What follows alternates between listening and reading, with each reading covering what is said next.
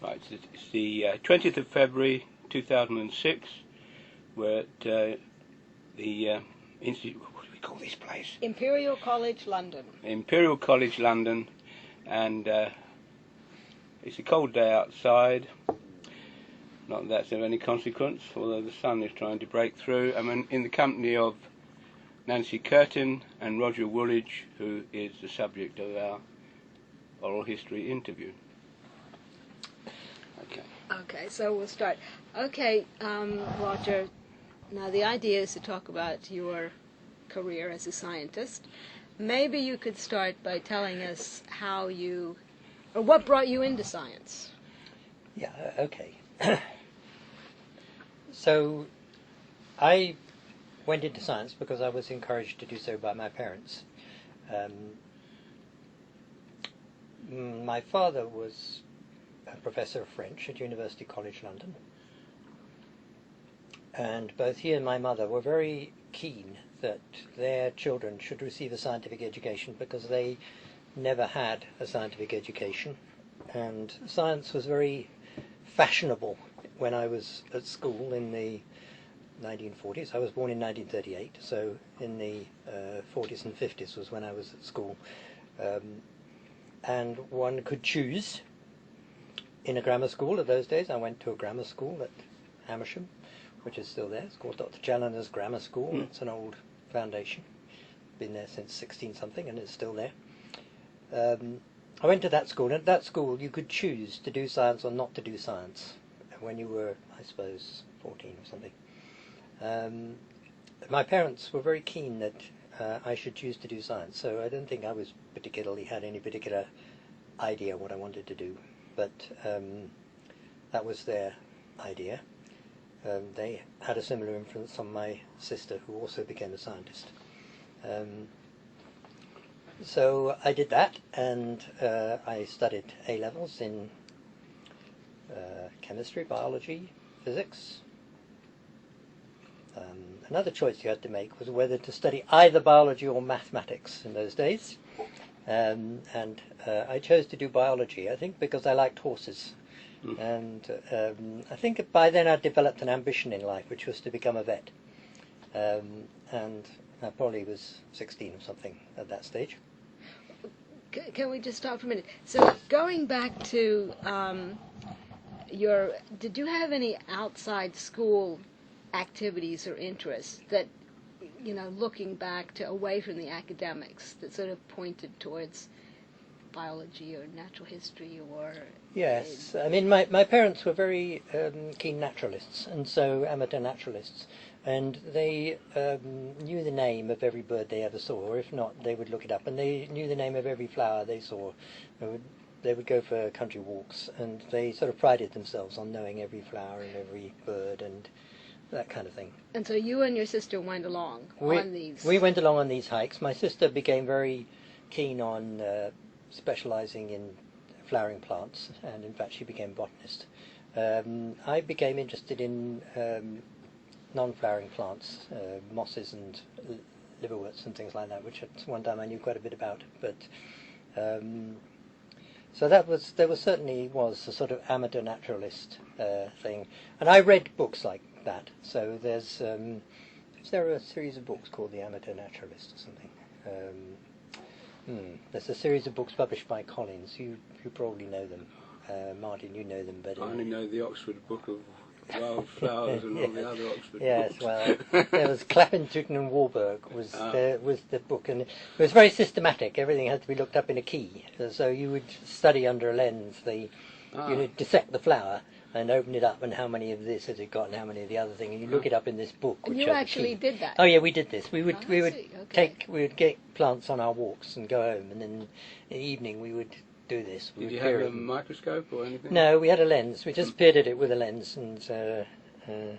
But it was all done very systematically. Yes, so the point was there was a scientific key. Yeah, done in a scientific way. I mean, there was the proper key, and I think this book was the standard flora of its day, so that it was the authoritative way of establishing whether it was this plant or that plant. And did you learn then how to write things up? No. Did you keep notes on these things? No, or? no, Okay. You no. had a list. Did they have a list? My father had it. My father kept a list of all the plants that had ever been detected in the neighbourhood by us. You know, the personal list. And there was another list of the birds, and it was a great day if a bird could be added to the local list. And, Right. So Okay. these were certainly family interests which I picked up on. Right. I didn't pick up on all the family interests. My family was very interested in architecture and old churches and things like that, which bored me stiff. I couldn't have the slightest interest in that at that stage of my life. Okay. Okay. Your grandparents, were they an influence? They weren't an influence directly on me, because the only one of my grandparents that I knew at all was my mother's father. He was quite elderly when I was a little boy, and so I just don't remember him very well. But they had an influence indirectly, because they were, that man was a schoolmaster and took a great interest in all kinds of natural phenomena. So had a very inquiring mind, and no doubt had that influence on my mother. So. Right. So you think all that comes from your mother's side, Yes, I think the natural history interest comes from my mother's side, thinking about it, because my father's interests from his family were more literary, and he was very interested in music. My father was a very good musician. In fact, he nearly became a professional musician. What did he? He was a pianist. Oh, wow. He was a very talented pianist when he was a teenager, and there was discussion about whether he should become a professional pianist or go to university. Did he encourage that in you at all? Yes, he did, and we performed chamber music at home all the time. I mean, this was a regular thing we did in the evenings. So I played recorders and the flute, and I became moderately good at playing the flute, and I used to teach other people to play the flute when I was a teenager. And your sister played too? No, my sister had no musical interest at all, and she didn't. I don't remember her even picking it up. But, Right. Could you play the flute now? God, I don't know. A long time since I tried. No, but I imagine that the fingers. Or the recorder. The recorder would be much more ingrained, you know. Yeah. That, I mean, my fingers still know where the notes are on a recorder. Well, exactly, yeah. But I don't think they do on the flute. And do you enjoy music? I mean, when you can hear it? Yeah, sure. I like music, and I mean, I like. You know, I have an interest in classical music, which I don't follow very avidly, but you know, I listen to classic FM when I'm in the car. Enjoy this and that, and I have. Dragged you off to a a prom? We went to a prom. I think I might have dragged you to the prom. No. I was the one who went to buy the tickets. We always go in the choir seats because you see the action there. Yes. Anyway, maybe. And you know, the other day I was saying that I would go and hear the St. Matthew Passion on. Yeah. Now that was me dragging. That was you. Trying to drag. Well, I don't know if I was trying to drag you, but I might have been. So there was music in the family, and that was my father. And that's a kind of an analytical thing, isn't it? I guess it was. My father was very interested in analysing music, but I couldn't follow his so thought language, at all. His interest in language was also a musical. You see, interestingly enough, my father tried to get me to take an interest in music. He tried, but he encouraged me, and he would sit at the piano and play while I was playing the recorder. So we would, perform pieces together, duets together, and so and I think we must have done that several evenings a week for many years. But there was no pressure. There wasn't pressure on me to do that. No, my parents never encouraged me to learn French, which is surprising because. Although I learned French at school, everyone did. My parents were both very good linguists, and my father could speak many languages. My mother could speak French very fluently. Both had lived in France and worked in France, and it would have been very natural to encourage their children to become linguists and so on, which they did not do. I think because they wanted us to become scientists. Yes. But nevertheless, you have a talent for languages. No, I don't have any talent for languages. I've got absolutely zero talent You for said languages. you could order a menu in Italian. Well, I've got a talent for food. That's about food. I can get a meal in a large number of different languages. Thank you in many languages. Anyway. But I have no talent at all for speaking a foreign language. So it sounds like you're from your family. There were lots of options presented, and some of them you took up, like the music and the natural history. Yes. And then other ones like the architecture and the languages you left behind. Yeah, that's you right. You just didn't take up. And similarly, your sister picked up some things, but not other things. Yeah, I think that's right. Yes. And we were very free. But there were lots of choices. There were lots of choices. We were very free, and one of the things we were free to do was to roam. And we lived in a country place. We lived in Wendover, which is not far from London. Oh, and it's a village. And it's really a village. It's a village. It's on the edge of the Chilterns. And at a very early age, when I was perhaps 8 or 9, I had a bicycle. And you have to tell the story about the bicycle. No, I don't know which story that No, is. the story about how, when you were little, you wanted to have a bicycle. And what did your parents say about the bicycle? Yes. I'm not sure that I know which story I'm being pointed at, but anyway. About why you couldn't have a bicycle? Well, the reason I couldn't have a bicycle was because there was a war on. And I would have a bicycle when the war was over, was what everybody said. And, finally the war was over, and I did invent. The war was when you could have a bicycle. You couldn't travel any other way. It was Shanks's pony. Yeah. But after the war, I did get this bicycle, which was a child's bicycle, and it gave me freedom because I was able to take off on the local roads. All right. And I would go out all day and disappear on my bicycle and come back in the evening. You go up to Wendover Woods? And I went all over the place. I usually went out on the Aylesbury Vale because it was less. But there was an Air Force base in Wendover. Yes, there was at Holton. Holton, Yes, that's right. You could have gone up that way perfectly well. Very hilly up there, so I don't know that I went up there on my bike. Was that very busy then in the war? No. Were you there during the war? Did you stay there during the war? Well, only towards the end of the war. We went to live in Wendover in late 1943, I think, or early 44, something like that. When the war was drawing to a close.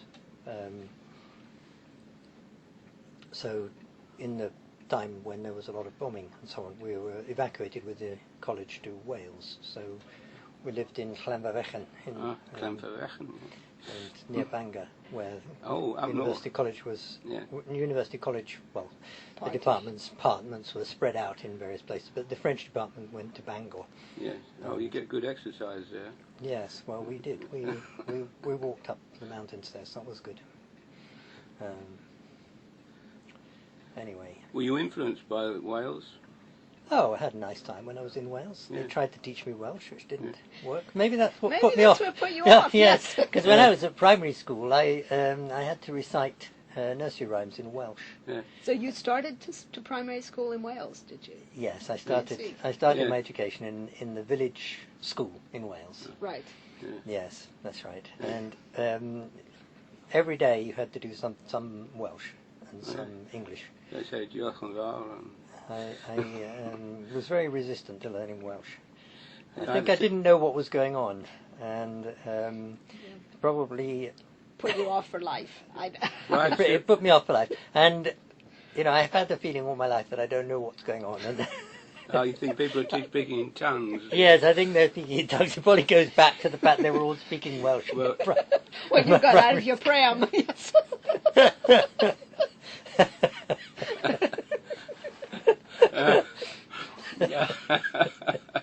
Anyway, back in Wendover.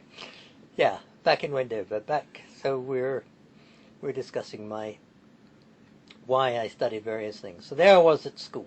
I'm now 18 or 17 or 18. And you have your A-levels. I'm going to take A-levels. I took A-levels in chemistry, physics, and biology. And maths? No, couldn't do maths. Had to opt out of maths. Interesting. Which of those three did you favour? I don't know. I liked physics best of those. But that's to do with the characters of the teachers. nothing to do really with the Chemistry in those days was much less analytical, wasn't it? Chemistry was. I mean, I liked chemistry because you learned what the ores of all the different metals were, Yeah. and I was. Periodic table was a little Yes, smaller periodic then. table was nice, and there was a lot of good memory work in. Yeah, we did. That's right, and you did these beautiful analytical exercises that practical work in the laboratory where you were given a mixture of two salts. It was always had to be a mixture of two inorganic salts, and you had to identify by means of a series of tests which cations were present. Yes. What happened to the anions? Nobody cared about them, but it was identifying the metals was just what it was all about, really. So you liked the practical? Yeah, I loved the practical. Did you do any of the experiments at home? Did you? Oh yes, yes. Well, we haven't spoken about that. No. Yes, well, of course, we did things at home which were amazing. In my bedroom, I used to smelt lead and over a Bunsen burner. In your bedroom? Yes, in my bedroom. Where did the gas come from? There was a gas fire in my bedroom, and Oh, so I it was see. easy enough to divert that onto a With Bunsen full burner. parental approval? No, my parents didn't seem to mind my smelting lead in the bedroom. As I said, I had a lot of freedom, and so I would melt lead and I would pour it into little molds and make I don't know what, but things. Soldiers? No, there were more practical things. And then I made explosives, so that I used to make some stuff which is made out of iodine. And you make it by soaking iodine crystals in ammonia and then drying them off. And you get iodine trinitrite, which is a highly explosive substance, which you could then, while it's wet, you can scatter about the house. And when it dries, people walk over it. It crackles in an amazing way and gives out little puffs of purple vapour. So very satisfying. And your sister was quite happy with you doing it? My sister didn't join in these. My sister was a horsey little girl, and she was down at the stables. So is she older than you or younger? my sister's 4 years older than me. Right. And so she ignored her little brother's yes, pranks. little pranks. That's right. What, did you have any? I mean, these are hobbies in a way. They're not sort of hot passions. But did you have hobbies, or was that horses? Or did you collect things? Or Yes, horses. I did not collect things. A bit later on, I suppose, when I was 12 or so, I started riding horses, and my sister and I shared the ownership of a pony, and we started riding. So that occupied a lot of my time. And so I think the bicycle got neglected in favour of the horse, and I used to wander off on the horse into the hills. And that time you can go up hills on a horse. It's much better than a bicycle. So instead of going north into the Vale, I used to go south into the Chiltern Hills on the horse. And so when Jane went off to college, then you had the horse. Yeah, but the horse, there yourself. was enough horse for both of us. There were- Even when, and there were other horses. Horses seemed to Be everywhere. be everywhere because people lent us their horses, and so there were always horses, and at least one, sometimes two or three horses, which people would lend us. We would ride it. So that was very nice. There always were. There's always something to ride. Okay, so you had your A levels. Yes, I had my A levels, and so I needed to apply to university, and so it was assumed that I would go to University College London. Okay, so there was no big There decision. was no decision about where to study. Right. was your father head of the department? My father was head of French department, a job he took up in 1938, so he'd been there for already quite a long time. 1938, yes, that's right. The year I was born, he took it up that year. So he'd been there a long time as head of department, and in fact he stayed there for more than 30 years or something as head of department. So it was assumed I would go to University College, and I was happy with that. Question was what subject to study. I think I had no opinion in the matter, really.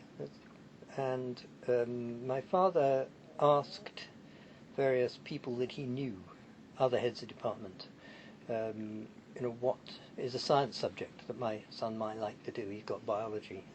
He likes biology, probably, he said. One of the people he met was G.L. Brown, who was head of physiology, and who's a very outgoing and friendly person. And he said to my father, well, bring him up to see me, and I'll show him around the physiology department,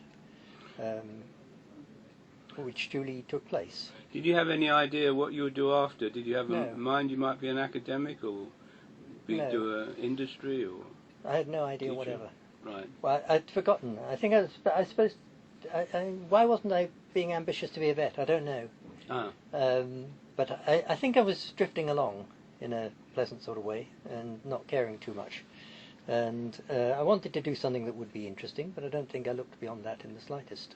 So there was no sort of pressure to earn a living? Absolutely none. I have never... That was all in the future sort of thing, if it was any sort of concern, presumably. It never has concerned me that I ought to earn my living. And, it never crossed my mind that I ought to earn a living.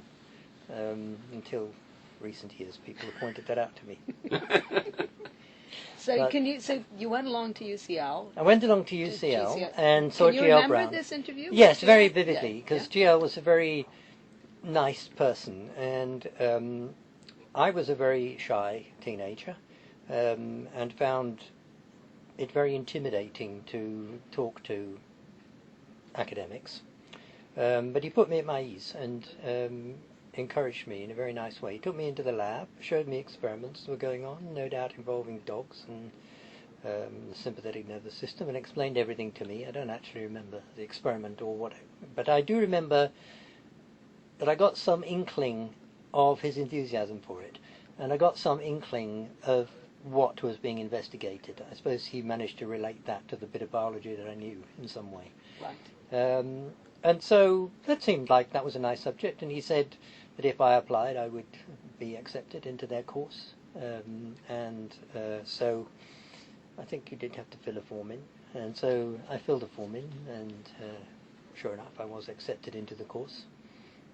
And so that was my big moment of decision making. What year was that? Remember? 1956 it was. 1956, Yes. okay. So I went to University College in 1956 at the age of 18. How many were in physiology that year? 6. 6.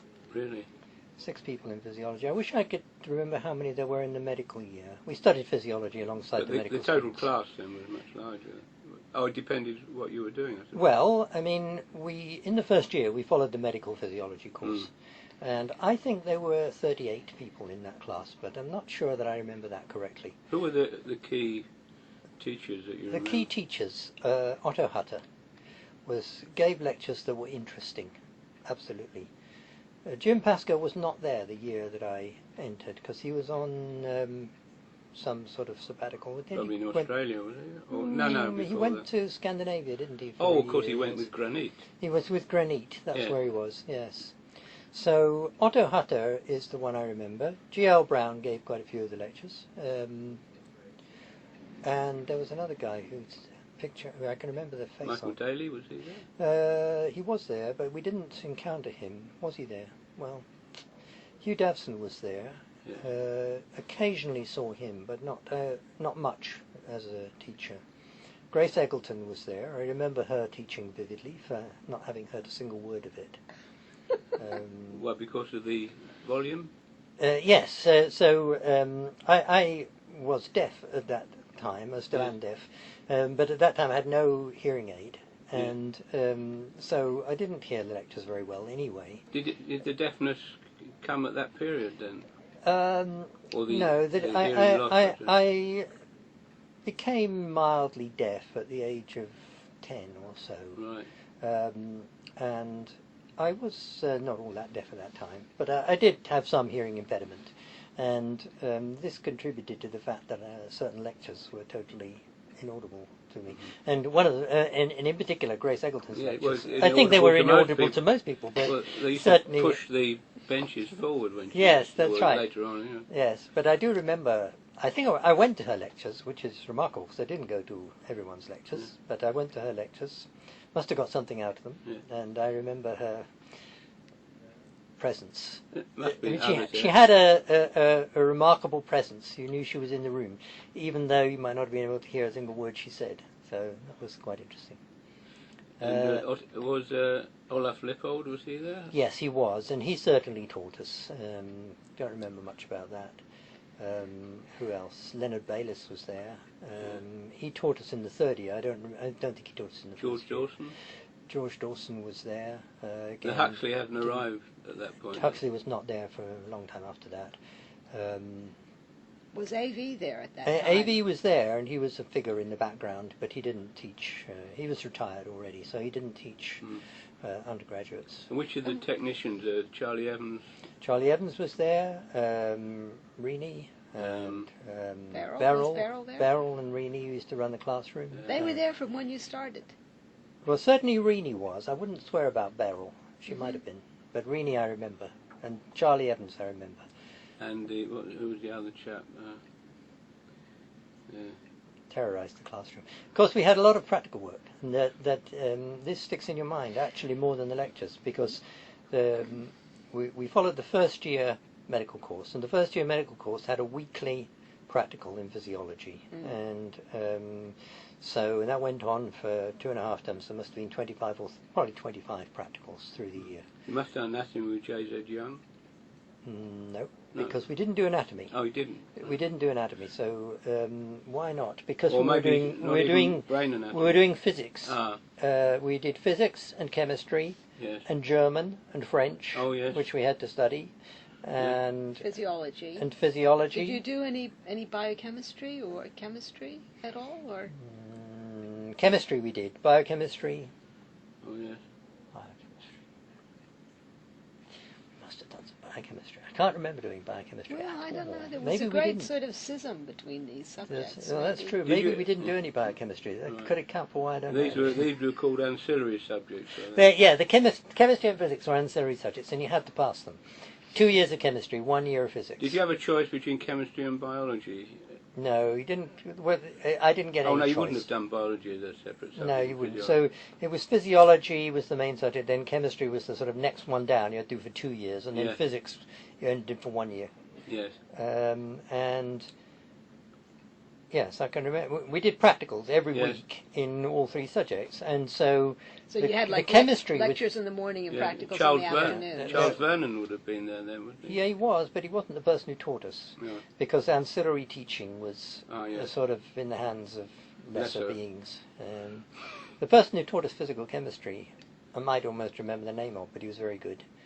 But I don't remember his name actually. But I remember doing the practicals again, and it was I think we did 1.5. We did an afternoon and a full day of chemistry practical, and a physics practical, and a physiology practical every week. So there's loads of work in the laboratory, and a lot of that work was very quantitative. In fact, most of it was. So the physiology practicals that you did, were they the same as the medical students did? Yes, right. they were. And were they in that big classroom? Yes, they're in the big classroom. The big classroom. Yeah. How did you get on with the medical student? Oh, just fine, and made friends with some of the medical students, and there wasn't any sort of schism between them. They were just classmates. Right. I suppose our group of 6 was not large enough to have a sort of separate identity, really. Right. So of those 6 people, I think all became professional scientists, actually. And who were they? Well, Peter Witherington? Peter Witherington, yes. You see, Brian Davis, or was it? No, Brian Davis was a year before us. It'll come back to me in a minute. Direct question didn't work. But if I have to approach it peripherally, I shall remember some of their names. We'll fill in the gaps. Yes, that's right. Was Dennis one? Dennis was a postgraduate student at that time. So Dennis was either 1 or 2 years older than me, and he was a postgrad with Otto Hatter at that time when I first went there. Right. Let's say some more about the practical classes, because I think it's very interesting what went on in the practical classes. Firstly, that it was very quantitative. And in the chemistry practical, you had to measure amounts of stuff. You had to do titrations, and the whole point of this was to get the right answer. So you were given by the demonstrator a solution, and you had to determine the quantity of amount of something or other that it contained. It was you had to look up a method to do that, There must have been some Practical, established book manual that you had to look it up in. And you weren't all doing the same thing at once. You went to the demonstrator and he said, well, you do this one. And he'd give you this bottle of stuff. And then you had to determine something or other about it. And then you had to go and look up the method to do it, set up the method, and then do it. And then you went back. And if you got the wrong answer, he'd make you go and do it again. So if you got the right answer, then you'd be given something else to do. So all the bits and pieces, the glassware, the burettes and everything, you went and got those out of some cupboard or asked you had your own cupboard. You had your own cupboard with all the kit in it. Yes, with the kit in it. You had to pay some money for your kit at the beginning of the year. And then if you broke it, that was your kit. That came out of your deposit, whatever. Yeah, that's right. That's right. And there was burettes and pipettes and... what about the chemicals and stuff? The chemicals, they must have been free, I think. But what did Rainey and Barrel do? This was not Rainey and Barrels. This is chemistry practical. So chemistry. Okay, sorry. Chemistry. Yeah. And so did you go over to the chemistry department to do that? Yeah. Well, it was then housed in a temporary building which isn't there any longer. Right. It's a sort of hut. Okay. There's a chemistry hut. It was known as. And you had to draw graphs. yes, that's right. You had to keep a notebook. Right. So you had to write down, in your notebook the results of your titrations. Right. And the training was every time you weighed something or measured something, you didn't write it on a piece of paper, you wrote it in your notebook. Right. And weighing was wonderful. We had balances where you had to count the swings, and they were completely undamped. And the way you determined the position at which it would have settled after 5 days of oscillation is by counting the number of divisions that it went swinging past that way and swinging past that way. And so it took a long time to weigh something. And right. It was slide rules in those days, wasn't it? Yes. So any calculation was done on a slide rule, You were quite skilled. or with logarithms. You could do it. Oh, You could do it with logarithms if you preferred. And possibly you felt that the slide rule was a bit of a shortcut. But I did certainly do use the slide rule. It was a standard bit of kit. And so that was fine. The chemistry was very educative. In physics, we did things like determining the acceleration due to gravity, and that taught us how to fudge the answers, because unlike in the chemistry where you didn't know the strength of the unknown solution, in physics you knew very well what the acceleration due to gravity was, and you made sure that the equipment gave the right answer by fudging the Did numbers. you enjoy the experimental approach to achieving a formula? I liked having something to do, which was fairly well defined, but not too rigidly defined. So there was some room for initiative, like fudging the results in the physics lab, or looking up what method to use in the chemistry lab. And you could use your intelligence a little bit to use this method rather than that method. So there was enjoyment in that, certainly. And there's the actual process of doing things was very satisfying. That is, you make up this solution and you do this titrations are lovely because So there's you loved colours involved. experimentation. You loved. Yeah, absolutely. I loved it, and that's what you remember. That's what you're telling us about. That's what I'm telling you. I'm telling you how nice it was to do a titration, and how nice it was to do 3 titrations and get the right answer, because they all came the same, and it's very satisfying to put that one drop of acid into the thing and the colour changes, just changes, and you've got it just right. That you haven't put in too much, and it's a very satisfying skill to be able to do that. I can remember having these flasks. And little. When you got really chemical, then you put a piece of white paper behind it, so we had special white tiles for that purpose. Actually, so you could see the first sign. Yeah, of the pink. first sign of pink, and you put the pink and you swivel it round. Is the pink going to go? Is it going to stay? And it's how you hold the neck. Yes, that's right. You hold the neck of the flask. Yeah. So that was. Do they do that sort of thing now? No, of course not. Can you imagine? I mean, it's all done with computer models. Well, look, it would be a health and safety issue for one thing. You might break the glass. You might break the glass, or you're using acids. Even though it's just. Do you ever remember there being any accidents? Oh, there were lots of accidents. Yes. Mm-hmm. Yeah. I remember we had to. We also did organic chemistry practicals where you had to prepare materials, and which used organic solvents, which had to be evaporated off. And these frequently caught fire while being evaporated off. And so we had lots of little fires in the lab, and we became adept at extinguishing them by using metal foil, which is a good way of Did you have these bench centrifuges with no protection? Yeah, we did. Yeah, we did. That's right. That was in the physiology lab. Yeah. So, so let's say a bit about the physiology Practicals, whatever. Yeah. So, unfortunately, I can't remember terribly much about the physiology. Well, can you remember the first physiology practical you did? No, unfortunately, I can't. That's a shame, isn't it? Did it involve a frog or a mammal? Well, we certainly, in the first year, we would not have worked on mammalian preparations except as demonstrations. But we did work on almost certainly the gastroc preparation. The frog gastrocnemius, yes.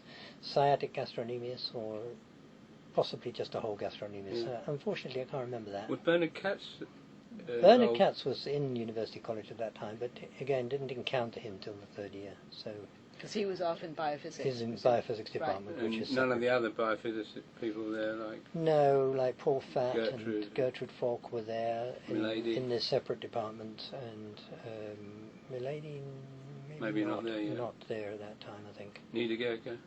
Yes, Rolf Niedergerke was there, and he taught us in the third year. So all of these people we encountered there. First year practicals. What I remember about the first year practicals is converting the let me see.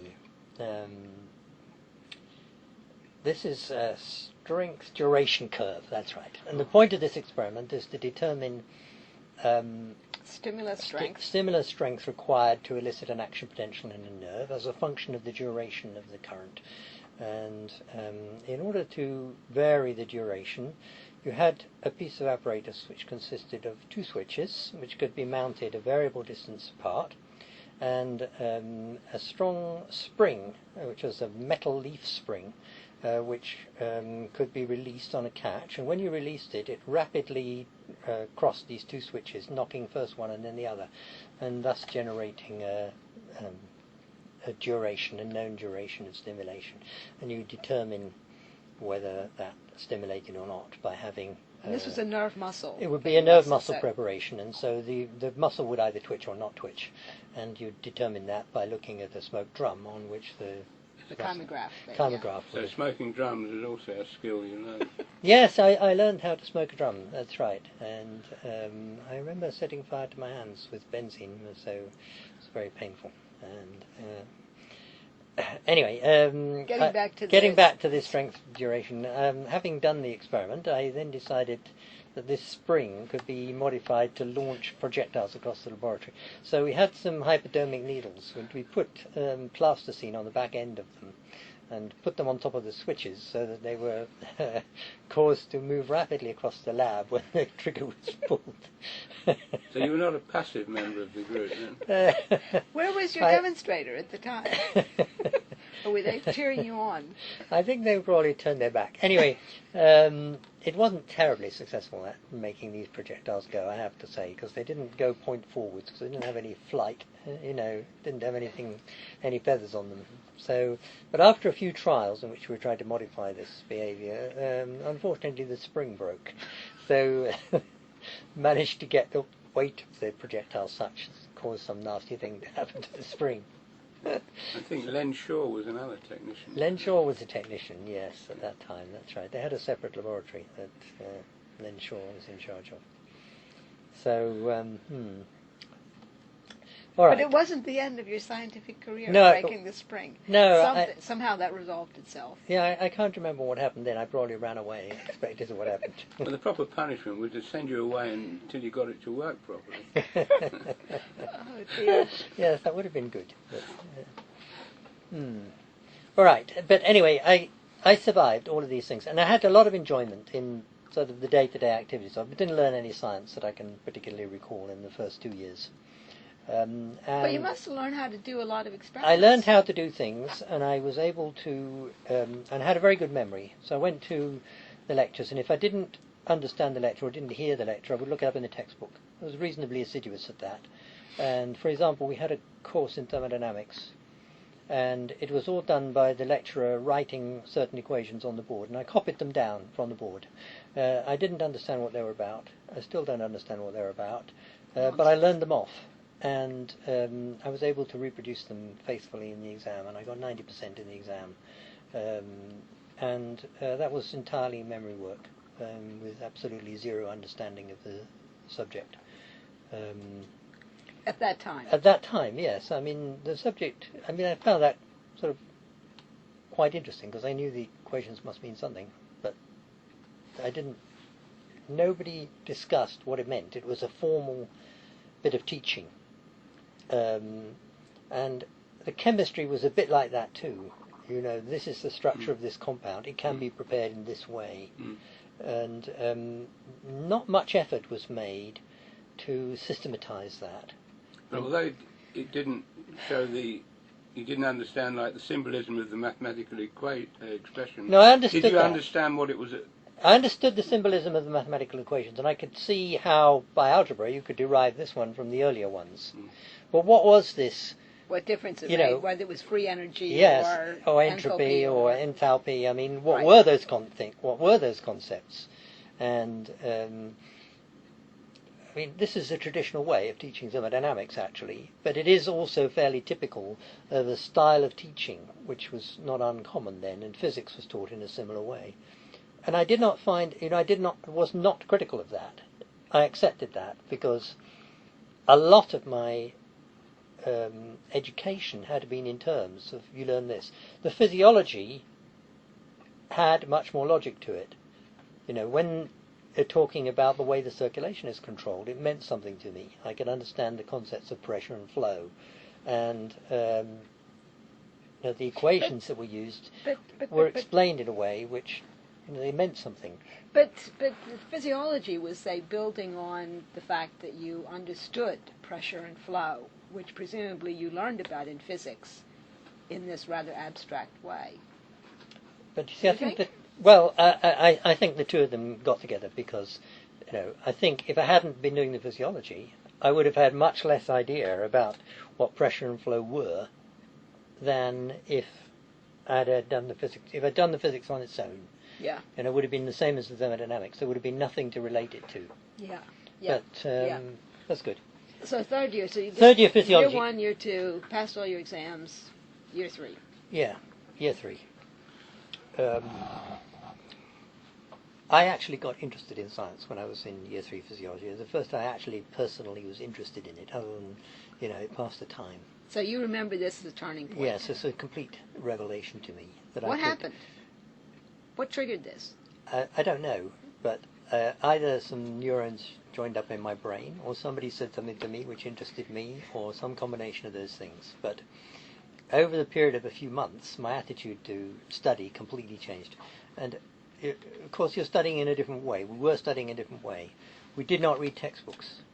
We read the literature of the scientific literature. And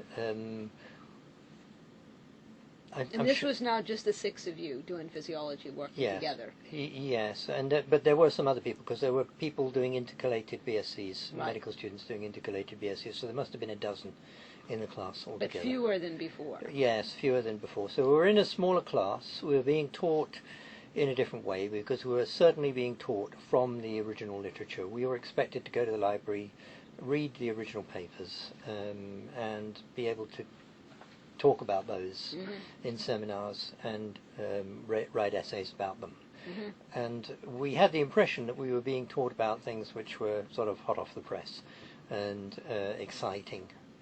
And that excitement certainly communicated itself to me. And I, for the first time in my life, I thought, wow, quite interested in this.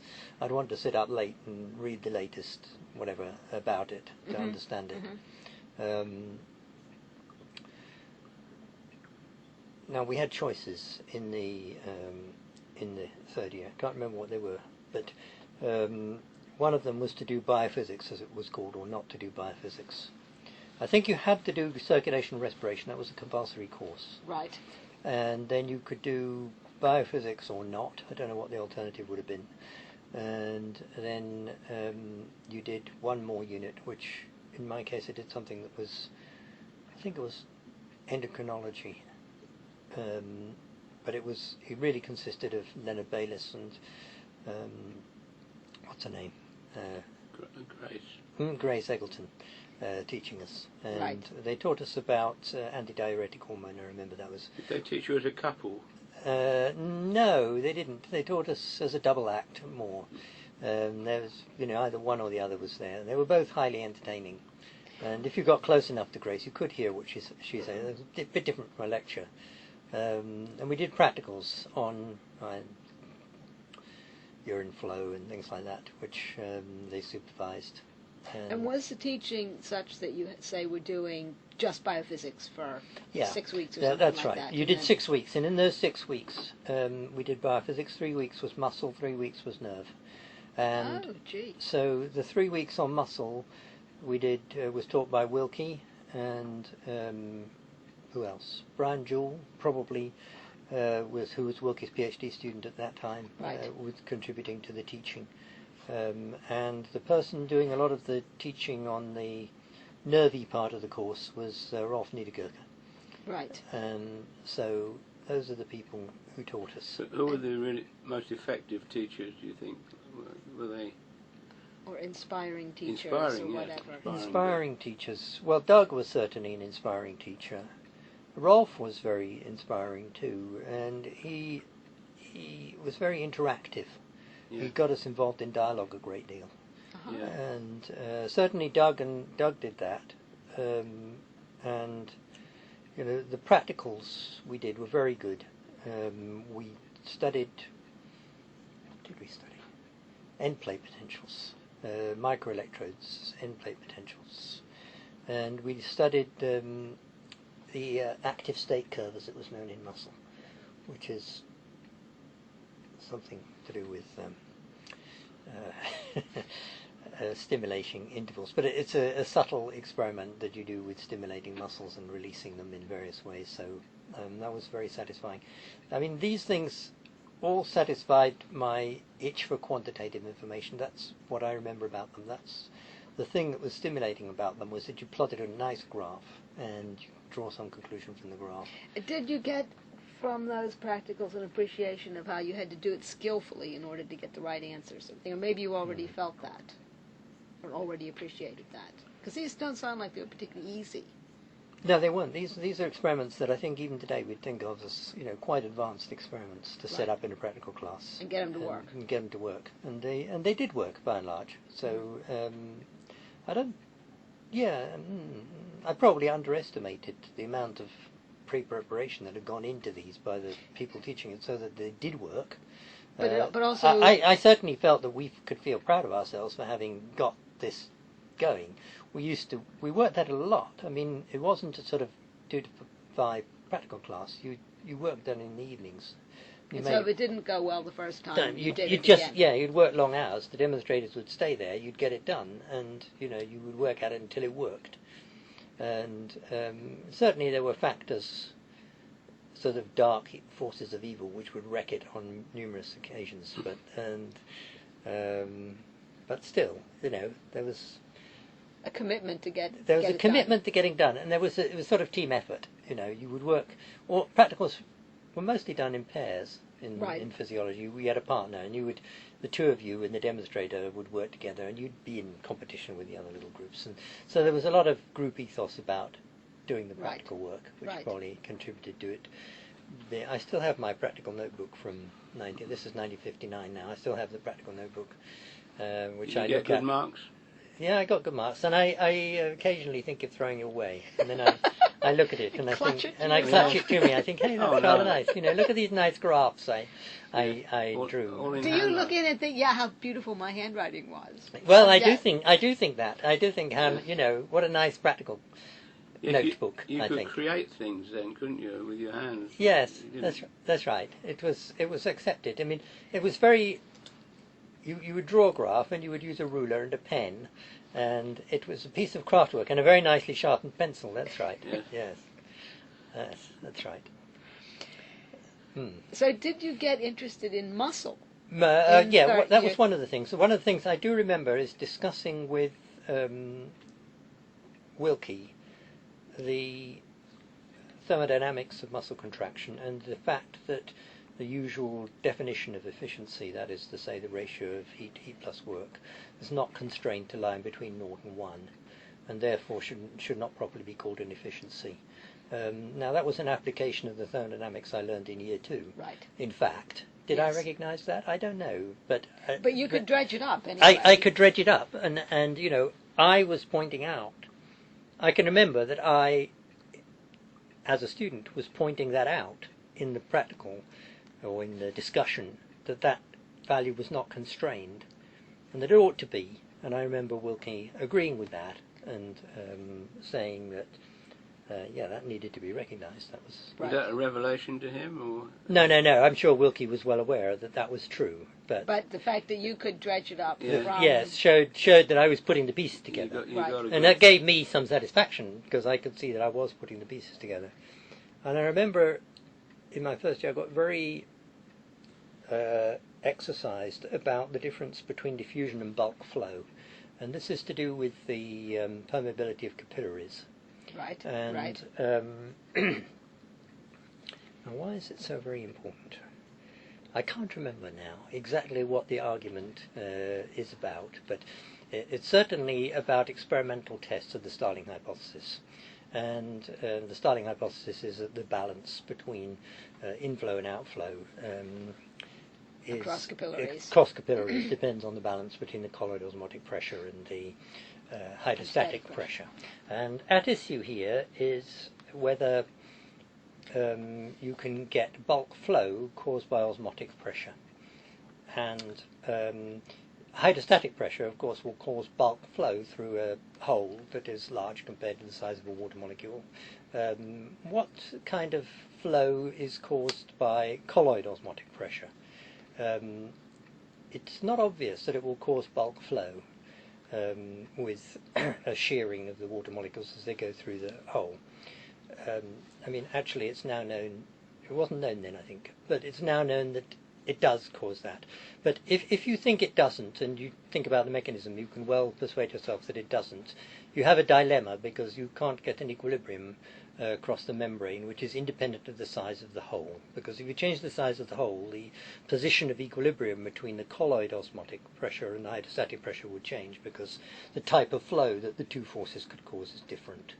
And I remember writing a long essay about that, and being very satisfied at being able to debate that. I came to the wrong conclusion actually, but it doesn't matter. I was very very interested in thinking it through, and trying to apply what physical chemistry I knew to that problem. And I could see that was an interesting problem in biology as to how big holes in capillaries were, and so on. It makes a difference. Yeah, it makes a difference. Makes a difference to how you look at it. It's not sufficient that they prevent the particle passing through. Well, I mean, actually, now looking at it with hindsight, I now know that the position of equilibrium is independent of the size of the hole, and you could prove that by thermodynamic principles, and therefore it follows that colloid osmotic pressure does cause bulk flow from holes just as hydrostatic, and it does that by creating local hydrostatic pressure gradients actually, and that has been worked out by scientists a few years after that. But it was a dilemma that was probably debated in the literature at the time, and which I got drawn into. So another thing where I was sort of personally interested in the science that I was studying, and John Gray taught us in the third year, and I remember him teaching us about receptors and receptor potentials, and he seemed very remote to us. We didn't. What I remember about his teaching is he gave extremely lucid lectures in which you could understand exactly the intellectual argument from experiment to conclusion. He made that abundantly clear. He's not someone with whom I don't think my classmates could discuss things. We couldn't argue, but he presented this beautiful, understandable argument which had a lot of beauty to it. And when I'm writing reviews or that kind of thing, I always think of a review written by John Gray, which I read when I was an undergraduate, which seemed to me a sort of perfect example of how you should write a review. And you recognized it as perfect when you read it? Yes, when I read it, I recognized it as perfect, and I was just sort of, thought about that, and it's been my model. I've probably never looked at it since, but that doesn't matter. In my mind, it's a model for how you can do this. You can make it perfectly comprehensible to somebody who doesn't know it, and it's a logical deduction from this. Because of that, there's this and this and this, and it must work like this. Just sidetrack, where did you stay while you were at college? Oh, yes. Well, that's interesting. I went to stay in Bentham Hall. Where is Bentham Hall? Bentham Hall was in Cartwright Gardens, and Right. it was a hall of residence, the University College London, men's hall of residence. And I stayed there from 1956 until 1962, actually. I stayed there for 6 years. And they were all 5 years, I think, actually. students studying all different kinds of things in yeah, there. students studying all different kinds of things there. Did you enjoy the hostel life? No, I didn't. I was very miserable when I came to London. Did you go home at weekends? A bit. But I was... Oh, your father was there, anyway. My father was... I saw my father in London fairly often. Used to have lunch with him once a week, I think. But I didn't like being in London at all. And I felt very isolated. And sort of didn't know what to do with myself when I wasn't working. But you did have friends that you made in Hall, I made friends in Hall, yes. Yeah. And I particularly remember a Nigerian medical student who is now the leader of the Senate in Nigeria. And I've seen him quite a bit since then. And I remember an Indian student who was very keen on I was very interested in poetry and at that time, and I was introduced to the work of Rabindranath Tagore by this Indian friend of mine. So a lot of my friends were foreign students. I think because they were a bit less gregarious than the others, and I was a bit put off by gregariousness. Well, they're in a similar position to you in a way. Yeah, I guess so. Yes, that's right. So we were the odd ones out. And you were friendly to one another. Yes, we were friendly to one another. So the kindred spirits recognized one another. Yes, that's right, yes. And this Nigerian guy was the man in the room next door, actually, and, he and I, we spent a lot of time together. Did you have to cook for yourself there? No, you were given 3 meals a day. What, back at no, the not college 3 or meals in a the... day. No. You had your breakfast. You had your breakfast and your evening meal in the hall. That's in the right. hall? In the hall. And then... Somebody else cooked them? Oh, yeah, someone else cooked them. Yes, Right. that's right. Yeah, so you... No wonder you were miserable, because it But probably you was awful. you enjoy cooking, don't you? I do enjoy cooking. I was taught to cook by my mother, who thought that if she could teach me to cook, then she wouldn't have to worry about, my getting fed when she wanted to go away. And she was quite right, she didn't. So I like cooking. And I didn't cook. I mean, the cooking you could do there was limited to making toast in front of the gas fire, which, of course, you did. And, so, but was the food in the hall terrible? No, the food was all right. The food Okay. was all right. We had grilled herrings with mustard sauce. That was very nice. There's plenty of restaurants around, but maybe you couldn't afford to use them. No, well, I only patronised the restaurants at breakfast time. I used to sometimes get out of bed too late for breakfast, and then I would go and have ham rolls and coffee at the local place. There was Greasy Spoon. The Indian restaurant up near Drummond Street. It's changed its name again now. Yes, I know that place, the Shah. It was the Shah, wasn't it? It was the Shah in those days. The Shah. Oh, The Shah, yes. I used to go there quite a lot a bit later in my life, but not as an undergraduate. I mean, what there was when I was an undergraduate was Lyons tea shops. Oh, yeah.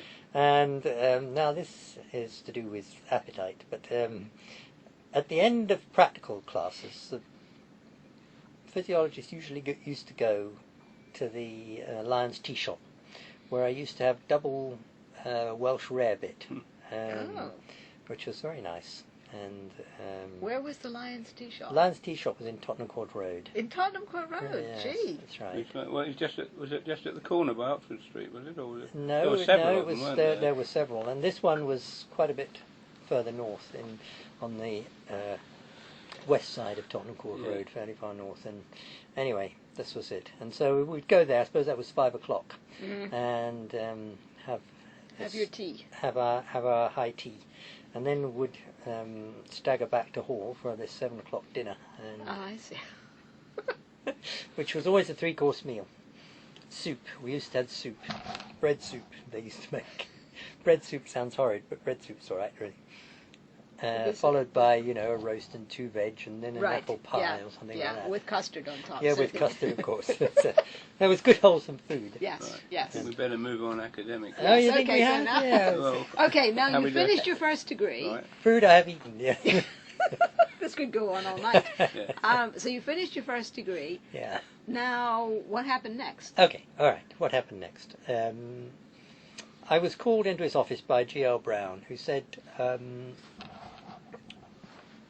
A.V. Hill needs a new student. You'd like to do that, wouldn't you? And so I said yes, because I didn't know any other better thing. And A.V. Hill seemed to me a very intimidating sort of character. He made an appearance. Yeah, I'd seen him stalking the corridor. He was very tall, distinguished looking, grey-haired, remote Smiling? looking. Smiling? No, looking over the top of his glasses in a rather befuddled kind of way. So, not smiling. And so this was, it seemed pretty terrible to me, but I took things as they came. This was towards the end of year 3, wasn't it? Yes, it must have been towards the end of year 3. And so... Now, AV didn't go in straight into doing a PhD, because AV wasn't into PhDs. I had a grant from the Medical Research Council, £400 a year, which was for training in research methods, and it was a 3-year grant. To you? To me. Yep. And I was paid this sum of money. And they must have paid a fee to University College. But I was not required to register for a degree. Yep. And A.V. Hill said to me... What was your first encounter with him? How was that? The first encounter was with him was when I went to see him to ask him when I should start. He'd completely forgotten that I was We coming. hadn't agreed to have you yet? Or No, he had been told that I was coming, but he had no idea. Completely gone out of his head. So I had this sort of embarrassing conversation with him, and I tried to explain to him who I was, why I was coming to see him, and eventually the penny dropped, and he sort of said, "Oh yes, I remember, yes." How did he strike you? I mean, was he with it when an alien being who lived on a completely different plane was how he struck me at that time. And then he said to me, well, he obviously, was a bit sort of taken aback and wasn't ready to kind of... Was he like a fatherly... Well, later on, he got to be very fatherly towards me, but at that time, he was very remote. And he sent me off to Plymouth for the month of September. He said, go to Plymouth and sort of look at some animals. So Vic Howarth had been his PhD student and had recently got a job in Plymouth. And so he asked Vic to look after me in Plymouth. So I went to Plymouth, where Vic had no idea what I should do either, and put me in a cellar with a piece of equipment for measuring osmotic pressure differences between things. And so I spent a month, fairly useless month there, I think. But I got to see Plymouth and work in the marine biology lab, Plymouth. And did you feel like you made friends with Vic then? Yes, I certainly made friends with Vic. Vic was an extremely amiable, open, easygoing character, and he obviously wasn't worried about what I was doing, and probably I wasn't much worried about what I was doing either, but that was all right. Huxley long left Plymouth. There weren't any of the... No. So I don't know who else was there. Eric Denton was there, another person I'd never been able Was to Quentin? hear. Do you remember Quentin from those times? No, Quentin Brown? he must have been there, but don't remember him. I don't think Quentin Bone. Yeah. Yes, I don't think I encountered him, but I did encounter Eric, who was very kind to me, but I couldn't hear him, so that was difficult. The other chap who died quite young. Peter Caldwell. No, it wasn't him. Never mind. Well, it's Vic who's the one who really made an impression on me. And then I came back to, I suppose at the end of September, I came back to University College, by which time AV had sort of realised that I existed and was ready to show me some experiments. So this what year was this? About? It's the autumn of '59, Right. and the first month I was there, AV did experiments in the laboratory, and used me as an assistant. He sort of said, "Well, you know, this is how we do it. I'll show you all the steps of the procedure, and then as you can, you take over doing certain bits of it." And the experiments were? Well, the experiments that were being done were heat production in frog sartorius mussels, and then evolved using Levine-Wyman ergometer. So we were studying shortening, and wonderful.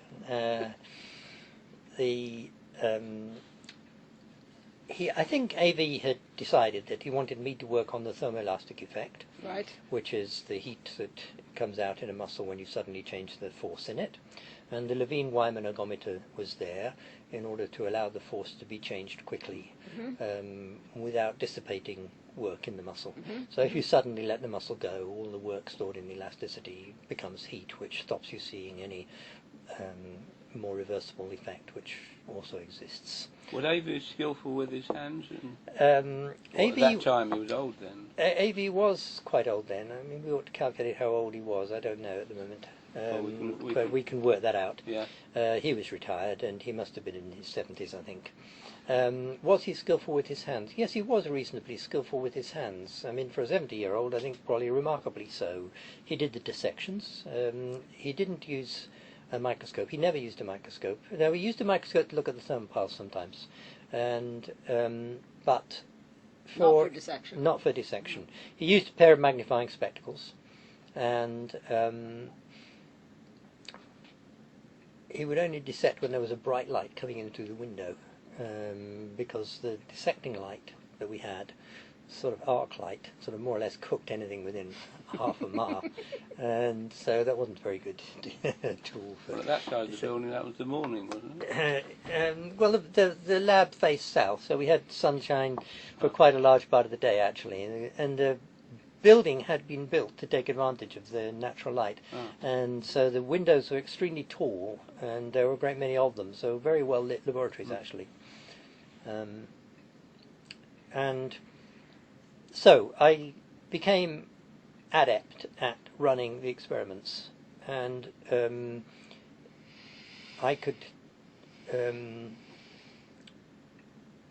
I also became adept at troubleshooting them. Because things went wrong. Things went wrong. The experimental setup had a lot of pieces of wire in it, which were twisted together in various places to make contacts between this and that. And they came apart regularly. They came apart, and you had to figure out where they'd come apart. And so the voltmeter was in daily use, the AVO meter was in daily use, and you had to troubleshoot everything with the AVO. There were AVO Model 8. Yes, an AVO Model 8, that's right.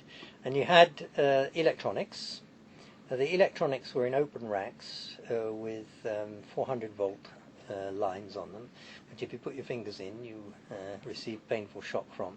But you had to put your fingers in to poke around with the AVO meter to find out why it wasn't working. So they had valves in, of course, and the valves are inherently a bit unreliable, so you had to change the valves from time to time. You learned to tolerate electric shock. Yes, you learned to tolerate 400 volt electric shocks. Well, you probably also learned to think about where you put in the you learned to keep one hand in your pocket. Right. So you learned a lot of stuff. So did you like the experiments? Did you sort of take to it? Yeah. Well, I took. I mean, the experiments. Yeah, I liked it because I could understand this sealing wax and string approach. You could see why the electricity went where it was, because it went down this curly bead of wire around. And if there was a gap, it wouldn't go across that. So it was inherently understandable. And the timing was done by means of a gramophone turntable and knocking down switches. So you could understand that too. And But you're more or less doing what you were told then, right? Yes, I was doing what I was told, and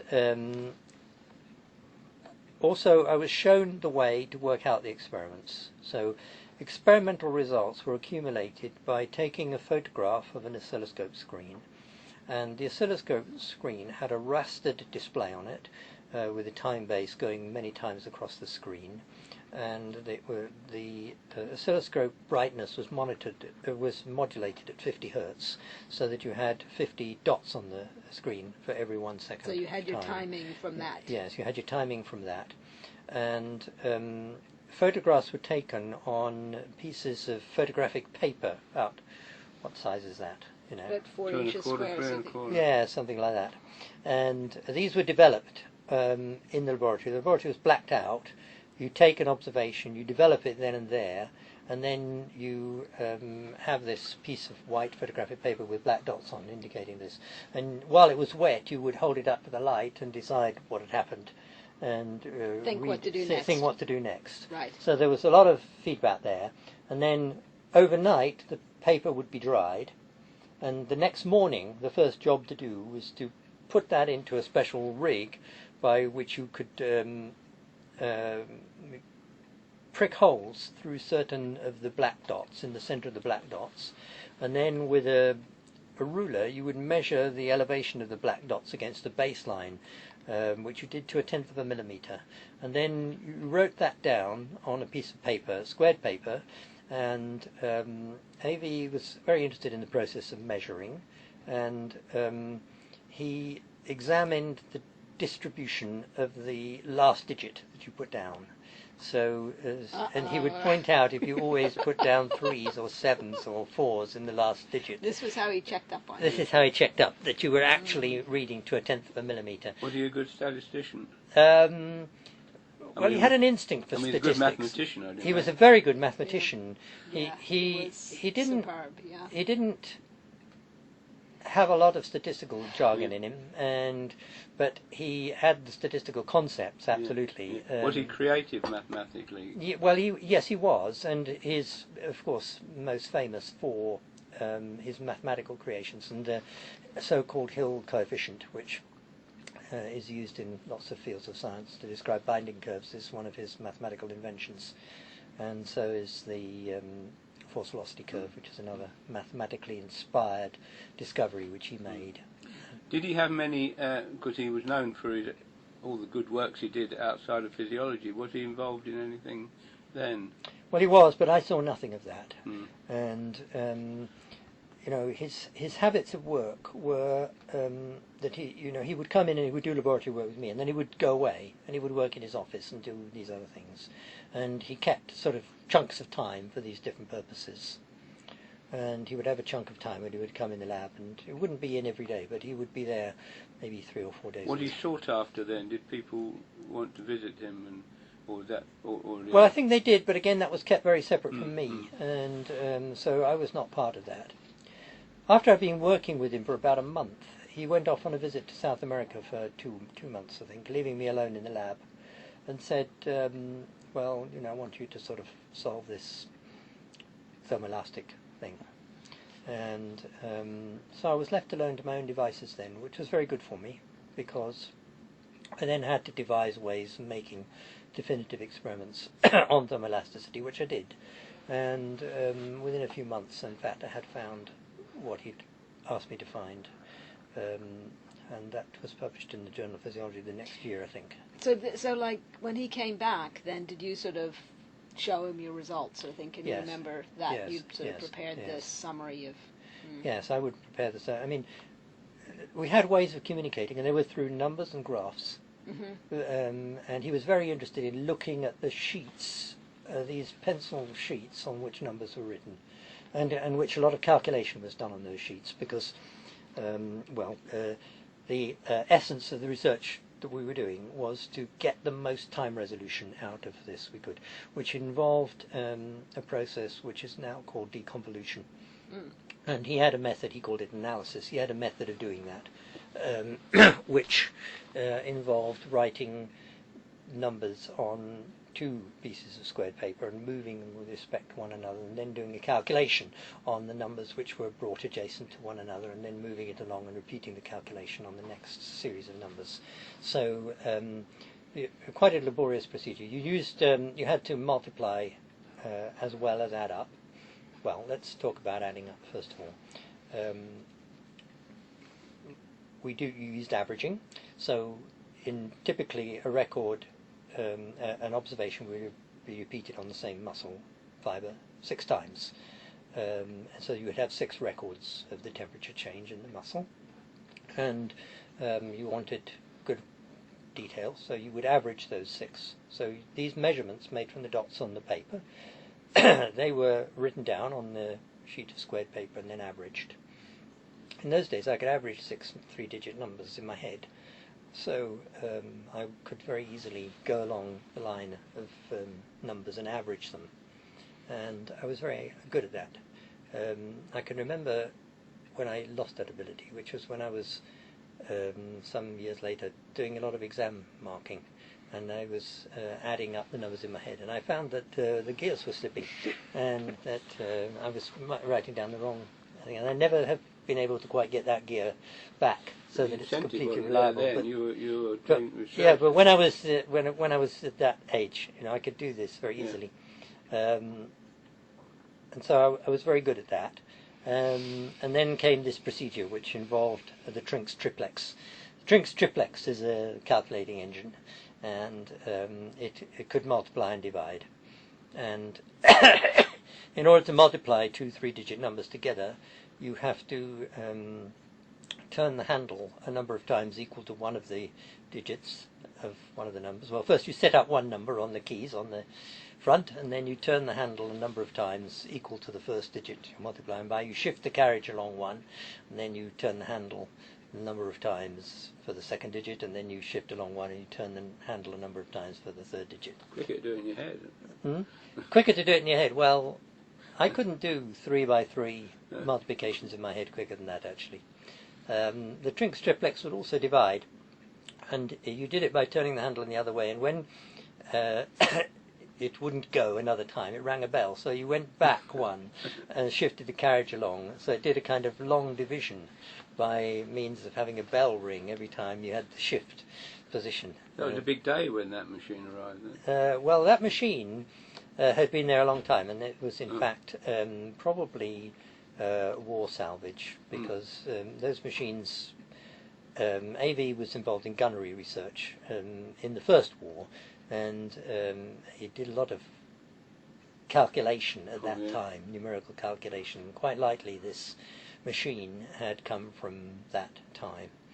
And he worked with Hartree. Hartree was somebody that he picked up at that post the First World War time, and who was an ace calculator, and was famous for his calculations done of molecular orbitals at a time when there were no electronic calculators, and it was all done with this type of calculating engine. So these things were about at the time, and this was certainly not new when I got to use it. But they last for several centuries, I think, these machines. I still have it. I'm sure the bell still rings the same as it always has done. So you did that project with or you did these 3 years on this MRC scholarship, and then what happened after that? Well, during this time I worked on various things that AV nominated to me, and I asked him if I should do a PhD, and he said, "Oh, I shouldn't bother with that newfangled rubbish. If you're any good, you don't need a PhD, and if you're not any good, you go and do something else anyway." By this time, AV was extremely fatherly towards me. During the first year or so, he became progressively less remote. Did you visit his home? Yes, in the second and third years, I did sometimes visit his home. He had a sort of open house on Sundays at home, and he used to invite me there, and we would have tea in the garden and pick apples from his tree and that sort of thing. Who did you meet when you were his family mostly. Family? Yes, his family. His son David, I remember meeting particularly, and his wife. Where was his home? In Highgate, and there's a big Victorian house in Highgate. And were there scientific visitors in the lab? No. Well, I was there. It was just you. I was the only person working in the lab. There were no postdocs or scientific workers other than me. Right. And so the people... So all that era of visitors to AV's lab that are in Trails and Trials, was all sort of between the wars sort of Yeah. thing. Yeah. Yeah. Right. I think it went on, yeah, but it had finished by 1959 Right, fine. anyway. That's Yep. right. I think we better move on a bit. Yeah. Okay. Yeah, so all right. after that, Well, Wilkie persuaded me that I ought to do a PhD degree. right. Yep. And he said to me, it's important to be called Dr. So-and-so. Right. Otherwise people won't take you seriously. Right, So you better right. do a PhD. Right. So when I had finished my 3 years of training, the department gave me some scholarship that they had in their gift, which was a postgraduate scholarship. It's known as what is it known as? That's a Sharpie scholar. Sharpie Scholar, is that what it's called? Sharpie, Schaefer, Sharpie. Well, I've forgotten, but Yeah. It's in my CV what it Yeah. is Yeah. called. But it was in their gift, and they gave me this thing which supported me for 3 years in essentially a sort of postdoc position. And I was given some place to work in Doug Wilkie's laboratory, and Doug encouraged me to do a PhD. And I chose to work on tortoise muscle, something that had been suggested to me by A.V. Hill. And so I did a PhD on tortoise during those times. And I also started teaching a lot. When I was an undergraduate, I used to teach. Not an undergraduate, I'm sorry. When I was a postgraduate student with Hill, I taught medical tutorials and used to demonstrate on the practical classes. Yeah. So when I had this, what's it called, fellowship, I did quite a lot more of that, in fact. I think I was running one whole day practical and one half-day practical a week, which I was responsible for organising and supervising, which I spent a lot of my time on because I particularly enjoyed devising experiments for that group to do. And we had MSc students at that time, I think, about that time. And some of these were MSc students who were very rewarding to teach. So I got a lot out of the teaching. I think we should say something about talking about science. So I need a drink. Just drink some milk.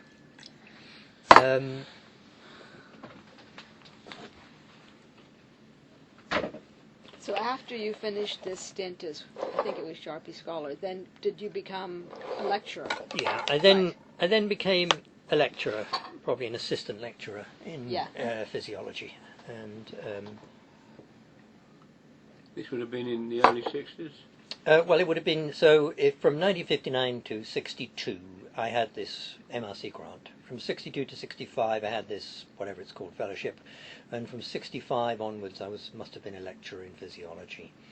And then in due course I became a senior lecturer, and in due course I became a reader, and in due course I became a professor in physiology, and after that I became head of the physiology department, and after that I became director of the Institute of Human Performance, all of which changes were completely seamless as far as I was concerned, so I just kind of moved sideways. With the flow. It just flowed, so I went with the flowed. flow, and there were no sort of problems or considerations Crisis or- involved in that. Yeah. As far as I was concerned, I went into University College in 1956 and stayed there till I retired without the slightest problem of considering where the money was going to come from. So it just happened. Right. Well, I think we better fill in some of that. Yeah. Well, we'll fill in a bit of that, but I mean that's just about the kind of formal career progression. Yeah. And what's interesting is where the science came from, really. Did you enjoy the teaching? Did you enjoy Yes, very much. And I mean, it's hard for me to remember that now, because in my last years I became a little Overwhelmed. jaded, I suppose. Yeah, overwhelmed and jaded by teaching. But when I was in my early 20s and late 20s, I suppose I really enjoyed teaching, and I put a great deal of effort into teaching, into devising what methods for teaching and so on, and was extremely enthusiastic about it. And I found it extremely rewarding. And I think I learned a great deal from the way in which I taught things. I learned about modelling things and explaining things. And by learning how to explain things, you learn how to explain things to yourself. Well, and so you actually end up with much Understanding better it. mental apparatus for understanding things which are hard to understand. So, I think that's a huge part of the education process. Is My truth, if I can understand it, anybody can. And I remember thinking about methods of teaching countercurrent flow in the kidney, for example, something Right. which students Find difficult. find yeah. difficult. Yeah, But difficult, you can, if you sit and think about it, you can figure out how it works, and you can devise ways in which you can present it to them, so they Yeah. can sort of get some Yeah. instinctive feel for So it. did you teach the whole curriculum, or a good bit of it at some time or other? Yes, I never taught much neurophysiology, but I certainly taught endocrinology. When I was a PhD student, I earned a bit of extra income by giving evening classes at the Polytechnic, Regent Street Polytechnic. And I used to go there one evening a week and give a 3-hour lecture. 3-hour lecture? That can't be true. Give a 3-hour session. Must have had some practical work in it as well. I think an hour's lecture and 2 hours practical work, which was about physiology. And in that, I was required to cover within a year the whole curriculum. So I had to have a certain amount of knowledge of the whole curriculum in physiology at that stage. So getting back to the muscle research. So after you did your PhD, Yes, the next topic was the efficiency of tortoise muscle. So, I mean, with great hindsight, we can make some kind of logical connection between the bits. I was interested in tortoise muscle because AV got me interested in it. What was the particular rationale for it? Because it's very Well, robust. It's very slow, and because of that, it might get around problems with the limited time resolution of your equipment. But it's not slow as its preferred temperature. Well, that doesn't matter because you can make tortoise muscle contract at 0 degrees when it's extremely slow. And by doing that, you have a preparation which is so slow that time delays in the apparatus don't matter. That was why Hill was interested in it. Yeah. But when I started to study it, I realized that its efficiency was much greater than that of frog muscle. This got me interested in the concept of efficiency. And because I was interested in the concept of efficiency, I got interested in where the energy was coming from.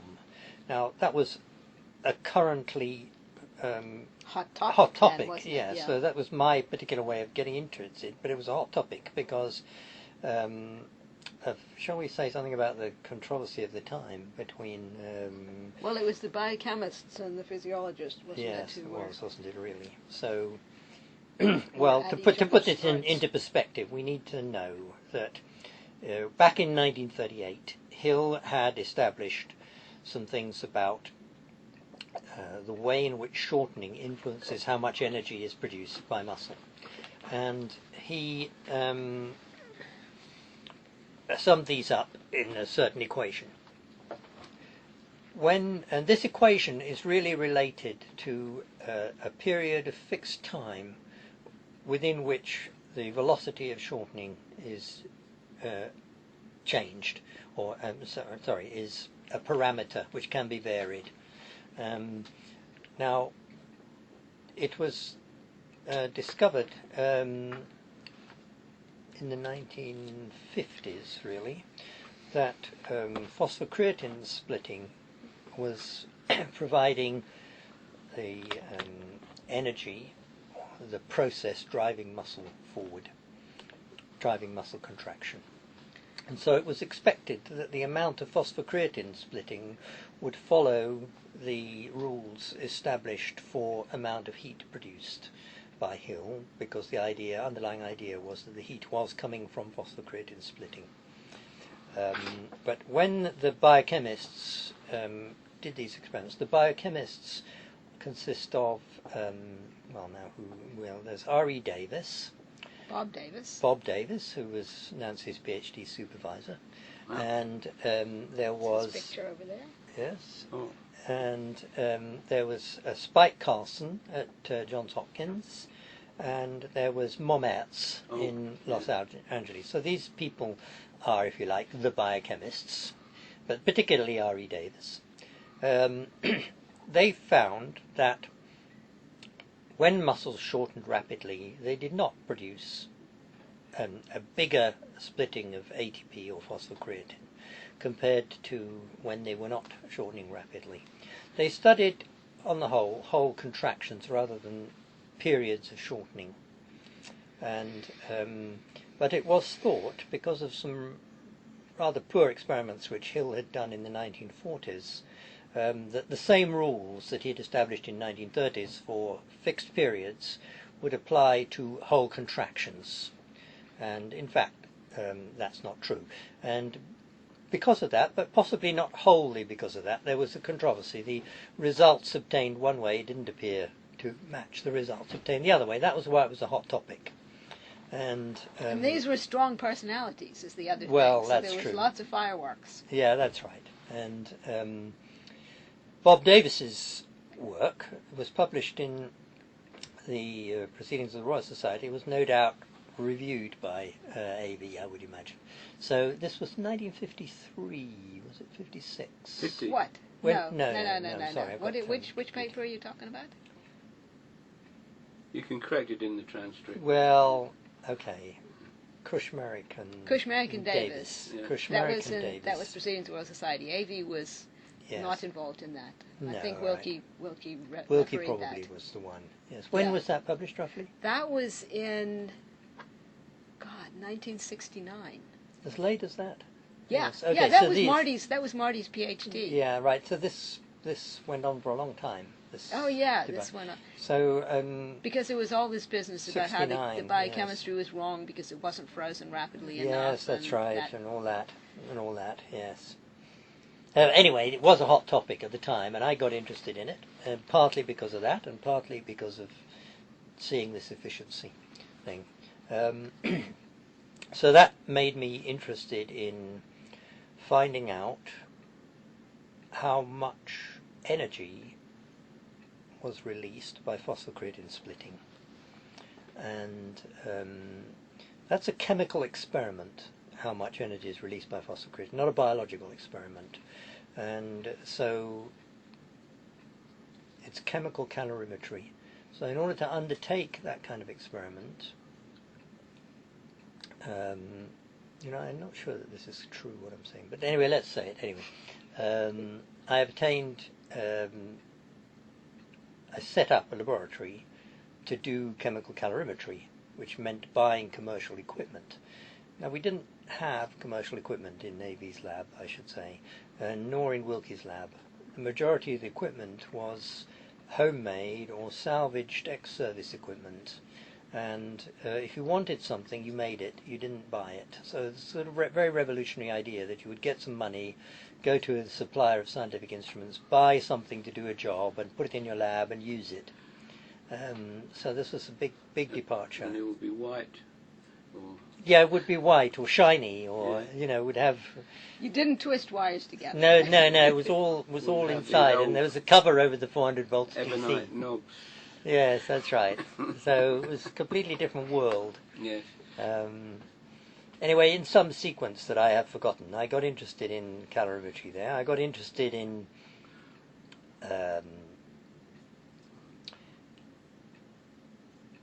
protein calorimetry too. So I need to explain a little bit about that, because one of the things that I do remember fairly clearly is that I wrote a review about the discoveries that had been made in heat production and in chemical change in muscle. And this was published in 1971, I think. 71, you reckon? I think, yes, that's right. Anyway, the conclusion was that not all of the energy that is produced by muscle in a contraction comes from phosphocreatine splitting. That seemed to be the conclusion. And in order for that to be clearly apparent, you needed to know the heat of splitting of phosphocreatine better than it was known. And also the possibility was raised that some of the energy came from changes in the protein components in the muscle.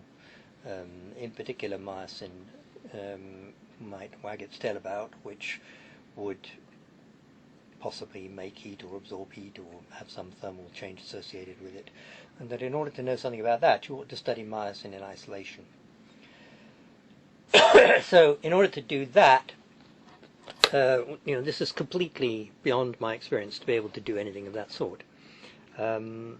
So I then recruited. Well, you sought advice from Ibashi, Yes, who that's right. was the great expert on myosin. on myosin, and And Ibashi nominated someone. in typical Japanese fashion. Yes, he sort of told someone that you are going to London to do this calorimetry. And before you go, I will teach you how to Do myosin, Do how to make myosin. myosin. So he trained somebody. He trained somebody in doing myosin. Not just somebody who is a special person. Yeah. Anyway, the person that he selected is called Takao Kodama, and he came to my laboratory in whatever year it was, which we'll find out. I think it was 1973. You're brilliant at knowing these things, you know. Well, I came in 72, and I remember that he came right after I did. Right. You carry on talking. Yeah, okay, yeah. 73. Martin, are you going to go out? You need the card to get back in this corridor. Okay. Yeah, he came in 1973, and the purpose of that was that he would prepare myosin in the laboratories at University College, and that he and I would measure the amount of heat produced as myosin went through the cycle of splitting ATP. And we had various ideas about how you could divide that into processes. And this indeed is what we did. And we had probably a 3-year project, but it might have been extended a bit, I think, in which we measured the heat produced by myosin interacting with ADP, which is like going backwards in the cycle, and the heat produced when inorganic phosphate comes off from myosin, which is one of the forward steps in the cycle. So we were able to decompose the cycle into various steps and to measure the heat of these different steps, which turned out to be large. Now that was the point of finding this out, because if the heats of these reactions had been small, they couldn't have made a noticeable contribution to the total heat produced by muscle during contraction. But they were large, and so they could, and they then became a candidate for explaining what was at that time unexplained. Right, now, how are we doing? I mean, we haven't said anything about measuring chemical change in muscle. And, when did you and I start to do that? Well, the chemical change stuff really started before I came. It started when Marty Kushmerik came to do a postdoc in Wilkie's lab. Okay. And they set up to measure phosphocreatine splitting. And that must have been at the time when you were being a PhD student. Yeah, because Marty was ahead of me. Yes, he was 3 years ahead of you, maybe, or? Yeah, 3 or 4 years ahead of me, Yes, that's right. So at about the time you were doing your PhD, which would have been 69 or thereabouts? Yeah, 68 to 72 I did my PhD. Yeah, so about in those years, Marty Kushmerik was in London. Yeah. And he was working with Wilkie, not with me, and he was measuring chemical change. That's right, yes. And then I came in 72. When was Merlin Kretschmer Well, there? Merlin was already there. When you came? Yeah, and they'd published this paper in the Journal of Physiology about the energy gap. That's right. And I was an author of that paper because I had measured the... had you done the heat measurements? I'd done the heat measurements and that. And Not as part of the same experiment, but we did some parallel experiments, which I did the heats and they did the chemistries. Right, and they'd invented this smasher. They'd invented this smashin, which was supposed to be terribly important in getting the right amount of chemical change. Right, so it's a rapid freezing method, which... Right, so that was all set up when I came, and that was all going on. And so in parallel, you must have been getting your thoughts together about the calorimetry. Yes, that's right. I suppose that being involved in those experiments must have had a big influence in developing the thoughts about the calorimetry. Yeah, I think so, because there are these, as you say, you've got to get all the numbers right. And if the delta H's from the calorimetry aren't right, then the energy balancing isn't going to Right. work. So that all made sense, all hung together. That's right. And the first experiment that we did together was that's a time course experiment. No, the it was first experiment relaxation. Yes. Relaxation, and we got to do that because Marlon was on holiday, so we could get our hands on the hammers. So we quickly did this thing while Marlon was not looking. Yeah. Yes, that's right. And anyway, it was a perfectly sensible scientific question, Absolutely. which was if you freeze the muscles, as Merlin Kretschmar had been doing, just at the end of contraction before they relax, does that make a big difference to what you see, comparing heat and chemical change, to an experiment in which you wait a little bit longer, the muscles have relaxed, and maybe they split a lot of extra ATP, maybe they produce a lot of extra heat during that period, but maybe during that period they're sort of putting matters straight, which had got unstraightened by the start of the contraction. Right. That's right. So that was the point that Nancy and I were testing in that experiment, and the experiment was extremely clear, and the answer was no.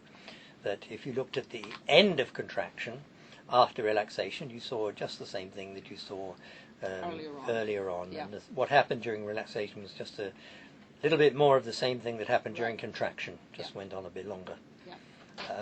So that was nice. We then decided, so is that right? We decided then to do this more elaborate time course. Yeah, we did a whole series of more elaborate things. Yeah. Yes, all of them chasing up the relation between chemical change and heat production, and experiments which we're still doing. Well, I think that we still got doing to descendants of them. Yeah, we got to the point where we did everything we could do with the technology we had at the time. And, Well, that's quite right. And the reason that we've returned to it now, It's because 20 years later, is there's some new technology. So we can look at things in a different way. Absolutely. But in between times, What happened in between? we went back to Plymouth. Dogfish. Dogfish. And that all came about because, because Vic had to get a PhD because he wanted to go to do some work with Brenda in the United States, and he couldn't. Brenda Eisenberg. Yes. No, Brenda Ritchie. Brenda Ritchie. And yes. he couldn't get a grant to do that unless because it was being paid for by some bunch in the States. Vic Maybe who? Brenda's. Vic Vic Howarth. Vic Howarth. Howarth. Yeah. So it was probably being paid for by Brenda's grant, and that required that he have a PhD. So he came up to UCL to have his PhD vive, and we talked to him about measuring heat production in nerve, and we got the idea, or I got the idea, if you could measure heat production from nerve, you could measure heat production from a single muscle fiber.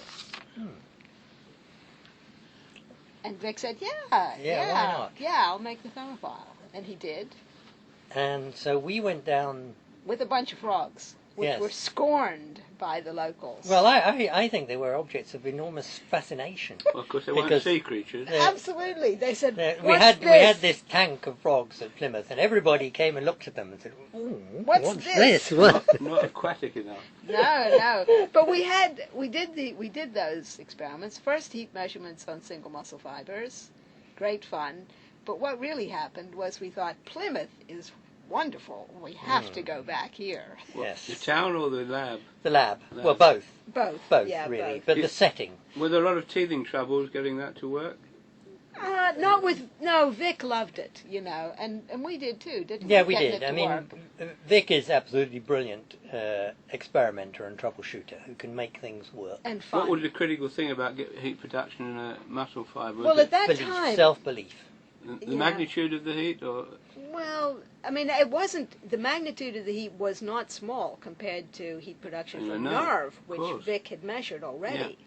So, from that point of view, it didn't seem to me like there was any technical problem. No, there isn't. And the important thing is recognizing that you measure temperature change. If you have a smaller piece of tissue, the temperature change is almost as big as it is in a big piece of tissue. The only reason that it isn't quite as big is it gets diluted by the apparatus. If you make the apparatus suitably small, then it doesn't. That Which doesn't Vic happen. could do. Which Vic- we could do. And in fact, the signal from a single fibre is about a quarter of the size it is from a whole muscle. So it's not a thousandth of the size. It's Not a a quarter of the proportional size. at Not a all. So proportional. it's a situation where, if you want to do it, you'll do it. Believing it could be done. Believing You can do yes. it is important. And that's the step. whole of that kind of science, I think. Yes, and Vic had that belief and had that confidence, which Yeah. I Yeah. think. I can remember the first trace that came out on the oscilloscope, and Vic sort of just looked like. When did computers enter into things? I mean, it must have been sort of gradual. I mean, we could give you another 4 We could hours give about you 4 hours on about this. the number of okay, things. I won't. Well, we did. We Gradually had is some, the answer. Yeah, gradually, yeah. And we used to use some mainframe computer at UCL But did for a you while. see the possibilities immediately? Even with punch cards, were you sort of? Yes, we did see the possibilities. We were writing programs from the earliest time when there were computers to write programs, and we used punch tape machines. And our needs always exceeded the capabilities of the computers. So. Yes, that's right. And so it certainly, we've used it all along. And have we benefited or not? It's hard to tell. Oh yeah. Oh yes. I think so. Yeah. Certainly the experiments you now do, you couldn't do without computers. No. But when I look back at my pieces of paper with graphs drawn on them, Aesthetically. it seemed like in fact we managed to get pretty good experiments done. Oh, yeah. In spite of not having elaborate ways of. There was more satisfaction then. I mean, it's so easy now to draw. Yes, but the challenge is much bigger, and so the what you can do expands to fill the mental capacity that you have, which is enhanced by having a computer to do the addition. So if it can add up the numbers, then the thing is you're thinking about some more elaborate interpretation, yes. which then the computers can help you do. Exactly. Which you wouldn't even have been able to consider doing, 40 years ago. That's exactly right. Because you were busy adding up the numbers. Yes, exactly. And we wanted. I can remember not being able to calculate things that I wanted to calculate, which required just basic forward integration of numerical models. I remember trying to do those on squared paper and finding that it was too slow to be possible to get the answer. Whereas now I do that routinely as a method for modelling. You could be satisfied with a day's work then, where all you've done is arithmetic, or you worked out the standard deviation. That's right. But a good thing is that because we did it that way, we know what a standard deviation is. And you know what a convolution or deconvolution is because of having done it that way. I mean, that another way to put that is our mental picture of those processes is linked into a certain way of performing them. But at least we do have a mental picture of them. Which but it's not just a function that you it's just not call just up. a function. Yes, we have a mental picture of what's happening behind the scenes when you're doing a convolution or deconvolution. So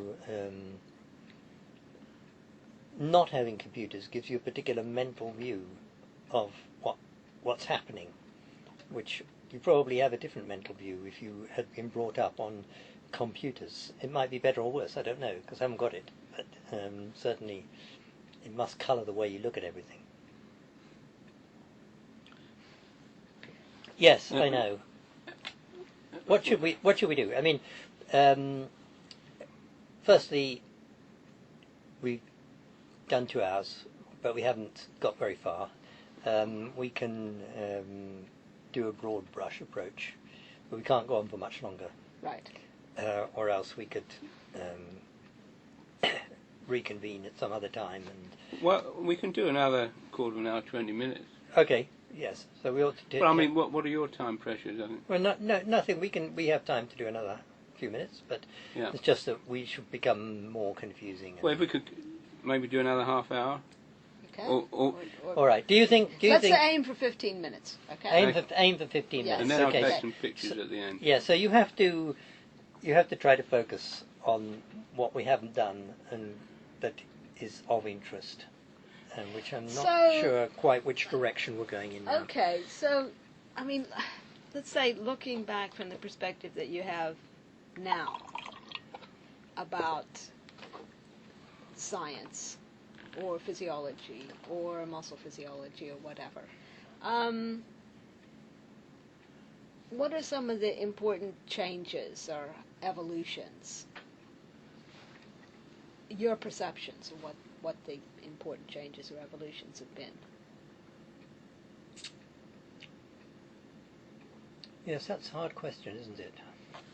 Because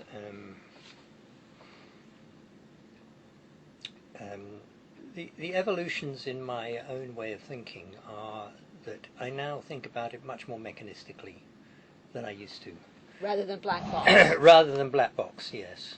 So that I would like to be able to build a model which is a cross-bridge model which has in it such concepts of the elasticity of the cross-bridge, the elasticity of the filaments, the rate constants for the different processes involved. That is something that I certainly didn't think of years ago, not because it couldn't have been thought of years ago, because in that type of way of thinking comes back to Huxley's paper in 57. Yeah. 57. Yeah. So, perfectly well could have thought along those lines in the 60s. Didn't But that mechanism, though, was just mathematically descriptive. I mean, it didn't really, and it had diagrams, but they didn't really try to relate to, say, ideas about structure in muscle or biochemistry in muscle, particularly. I mean, it wasn't sort of latched onto that kind of data. No, it wasn't. And in 57, of course, that kind of data hardly existed, did it? So, but, that type of approach, which we have come to take an interest in over the last, 10 years, whatever. Yeah. That's the big change from our perspective, I think. Right. Is approaching it from expecting to be able to explain the results in those type of terms, whereas we never could. I mean, Hill's view was that you should not try to do that. His view was you should describe it in a phenomenological way, and that was it. Right. You shouldn't. So he discouraged me from speculating about what was the nature of the thermoelastic effect. It was just the thermoelastic effect, and you put a number on it, and that's the bottom line. You don't ask why does muscle have a thermoelastic effect, or. Well, do you think that's a change in science, or is that just a difference between AV's approach and other people? What's satisfying to you? That's intellectually satisfying. I don't know the answer to that question. I mean, I know it's a change in what satisfies me, whereas previously I was satisfied with that. Right. I now am no longer satisfied with that purely empirical approach. Yeah. I want an analytical approach in which I feel that we're looking at underlying mechanisms. Not you aren't looking directly at underlying mechanisms. There's a process of modelling which is important, by which you have an interpretation of your results, right or wrong, but it's an important part of the process. Whereas previously that was seen as something you might do privately, but you wouldn't put it in your paper. It wouldn't be part of what you would put in your paper. Yeah. Well, there certainly was a time when the Journal of Physiology wouldn't publish any sort of model at all, but they've come around quite a bit. Yes. It just has to be a testable model. Yeah. So that's a big change. Obviously, techniques have changed. Has but your approach to paper writing changed? Or I don't mean your language abilities. I mean the kind of points you want to make. I mean. So, it must have in the sense that the sort of descriptive, the end point is being a description, evolved to being this analysis. Yes. Yes.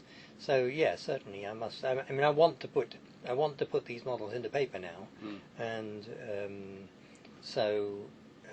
yeah, I want to put a lot of interpretation into paper, and it's hard to get it in there because referees often don't like it, and you have to be very careful to not to muddle it up with the results. Perfectly valid point that you want to have the results seen plainly, and then the interpretation separately. But I find it very hard to get my favourite stories sort of accepted as about, people aren't on the whole challenging the results, but they challenge the stories. I mean, that's fine. There ought to be dialogue about there, but there can't be dialogue if you don't get it published. So you do need to get it published, and so therefore you need to get past this first barrier of getting it refereed. And well, like everyone, I'm often exasperated by the difficulty of doing that. I mean, you've probably implied all this already, but what do you see the future of muscle physiology? I mean, that's a big question. What are the big questions? It's sort of a journalist sort of question, isn't it? What are the big questions in muscle physiology? Well, recently we've seen in the last few years a lot of the big questions being quietly answered, and one of the big questions is what moves? Does it move? And it being part of the myosin molecule. So Huxley supposed, however long ago it was, almost 50 years, that part of the myosin molecule moved with respect to another part of the myosin molecule.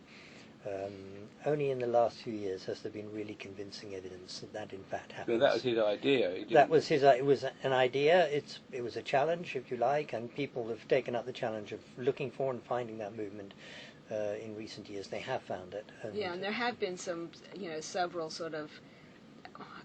It seems to me like, I guess these are AV's trials and trails. That there have been some false trails. That there have been some methods applied which didn't see the movement. Yes, because of methodological limitations. But of course, the people who were championing those methods weren't going to give up easily, were they? No, they were saying there is no movement because they couldn't see it. Yeah. But now.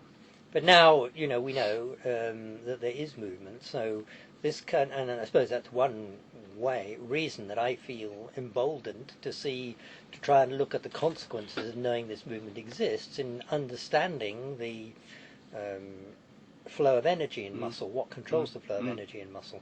And so what's the challenge in our field? Our field is the flow of energy in muscle contraction and recovery, is what controls that. What are the key factors which control the rate at which energy is turned over? And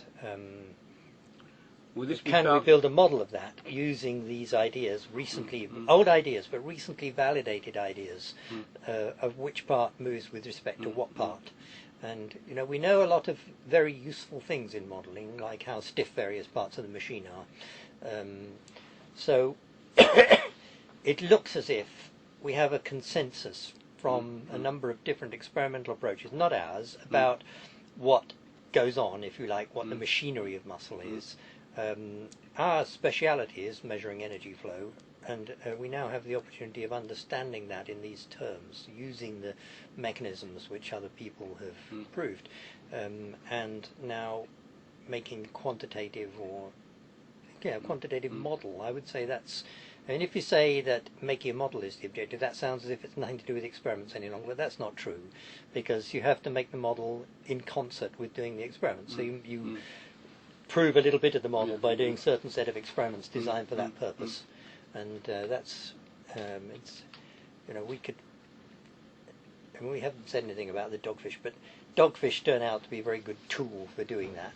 And so what Nancy and I will be doing in the next 3 years is working on a corner of that using our dogfish preparation, which goes back to our links with Plymouth, to try to find out about that. You can go a long way, do you think, with the current methodology? I don't mean technique, I mean method, or maybe technique as well. I mean, what is needed, to technically to improve things, and B, is there another kind of method that might be approached? This is the ignorant asking. The Yeah, I question. mean, we have used a fair number of different methods in our time, not a huge number, but we've used magnetic resonance spectroscopy sometimes. We use measurements of oxygen consumption. We have a number of measurements like that. Is there anything we kind of wish we had, as it were? Well, yeah, I guess there is. I mean, it would be nice if we had something that could measure phosphocreatine in unskinned muscle cells. We work with Mike Ferenczi on fluorescent methods which measure the release of inorganic phosphate from ATP. This is a technique which is only applicable to skinned muscle fibers, ones that don't have a membrane, and therefore a lot of our work is concerned with bridging the gap between one kind of measurement, which has to be made on the live muscle fiber, which is very important that we do measurements on live muscle fibers because all the bits are there, and we can piece that together with some bits of information obtained from skinned muscle fibers. But if we could measure the inorganic phosphate release or the ADP release in the intact muscle fiber, that would be certainly a technical breakthrough. So what one could possibly foresee there would be NMR that had better resolution. Yes. Or better sensitivity is really the thing. Same thing, yes. Because that you can do on a live muscle. But the trouble is it isn't at this stage sensitive enough to measure the kinds of changes that occur in single contractions or in parts of contractions. And that doesn't exist in the world? Or No, it doesn't exist in the world. And it's getting, the NMR sensitivity is improving all the time. So that will come. Well, I don't know. I mean, the thing is, I mean, you're talking big money. But that's what you like to have. Yeah. Well, I mean, as Nancy says, you're talking big money. And so now the accent in NMR is towards imaging on human subjects, where the medical applications, where... Well, we're not talking money. I mean, we're talking, what is possible. Yes, well, that's what's money, possible. Well, I would like, I mean, that would be nice. If you had that would be perfect. If you had this super NMR machine that put in a few fibers and get out the phosphocreatine and inorganic phosphate concentrations in real time. ATP? ATP and ADP. ADP would be great, wouldn't it? ADP in real time. But, we're not going to live to see that. But that will come. Well, I think it wouldn't. I think it won't. You think it won't? Why I think it won't. I just kind of think that's, it seems like that's too many orders of magnitude above where we're at. Is there another way of approaching that? Well, I think this fluorescent signal is going to be the way of doing it. I think there'll be fluorescent probes you can use inside the fiber. Inside intact fibers? Inside intact fibers. Like some of these calcium ones that you can get yes, in. which you have can a permanent inject. Form. Well, the accurate... these permeant forms you can yes, get in. Permeant forms. Yes, that's and right. And then they're non-esterified yes. inside or whatever. Or maybe you could have some that, you put the gene in and the animal makes it inside the cells. So that would seem a possibility, wouldn't it? Yeah.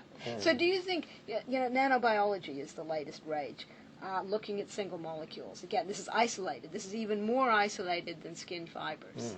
I mean, that is the most fashionable thing at the moment. But that's getting away from the physiology. I mean, yes, it is. I mean, I think our interests are in what controls single cells, what controls cells. What's the mechanism? And, you can find out about that a bit by breaking the mechanism and looking at the bits. But, we're not fundamentally interested in the bits, we're interested in the whole.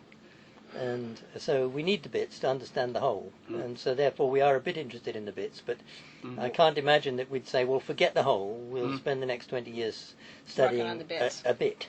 Yeah. That's something else. That's where the divide between biochemistry and physiology comes, I think. And if you're a physiologist, you want to put the bits together still. Does it have to be physiology? This is an intellectual problem. Well, that's right. It could be anything. I mean, it could be... I agree with it. To interest me, it has to have a physiological component to it. I mean, I can't get interested in a crossword or a Sudoku puzzle because it doesn't have any physiology in it. Or a single myosin molecule in a cuvette. I'm interested in reading someone else's experiments about it, but I'm not interested in the level of saying, okay, I'm going to spend a few years trying to get this to work. Right. So If I'm going to get interested in spending years getting something to work, there's got to be a muscle, there's got to be an intact cell in there. Yeah. Something where you give a stimulus and it contracts. And there has to be a hole in an animal somewhere where it came from. Yeah, I suppose so. I wouldn't mind if it was produced by cell culture. Right. My criterion for it being the real thing is it has an action potential, and when there's an action potential, it contracts. Right. If it does that, it's a muscle cell, as far as I'm concerned, Yeah. and then therefore it's interesting, and we could. So you see everything in relation to its physiological role.